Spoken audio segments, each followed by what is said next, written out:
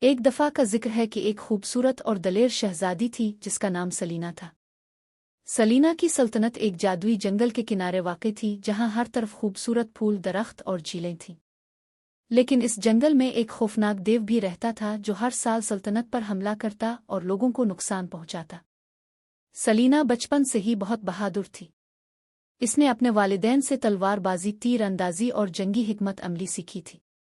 جب دیو نے ایک بار پھر سلطنت پر حملہ کیا تو سلینا نے فیصلہ کیا کہ وہ خود اس دیو کا مقابلہ کرے گی۔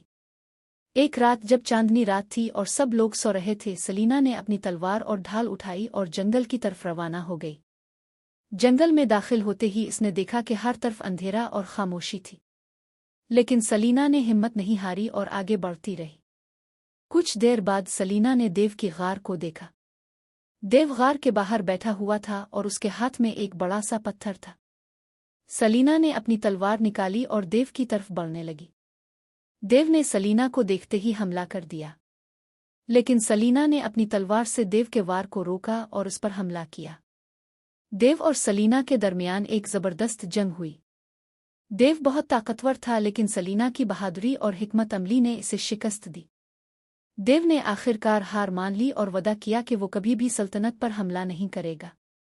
سلینا نے دیو کو معاف کر دیا اور اسے جنگل میں امن سے رہنے کی اجازت دی۔ دیو نے بھی وعدہ کیا کہ وہ جنگل کی حفاظت کرے گا اور کبھی بھی کسی کو نقصان نہیں پہنچائے گا۔ سلینا کی بہادری اور رحم دلی کی کہانی پورے سلطنت میں مشہور ہو گئی۔ لوگ اسے دلیر شہزادی کے نام سے پکارنے لگے۔ سلینا نے اپنی زندگی لوگوں کی خدمت اور سلطنت کی حفاظت میں گزاری۔ اس کی بہادری اور رحم دلی کی کہانیاں نسل در نسل سنائی جاتی رہی۔ سلینا کی کہانی ہمیں یہ سکھاتی ہے کہ حقیقی بہادری صرف طاقت میں نہیں بلکہ دل کی نرمی اور رحم دلی میں بھی ہوتی ہے۔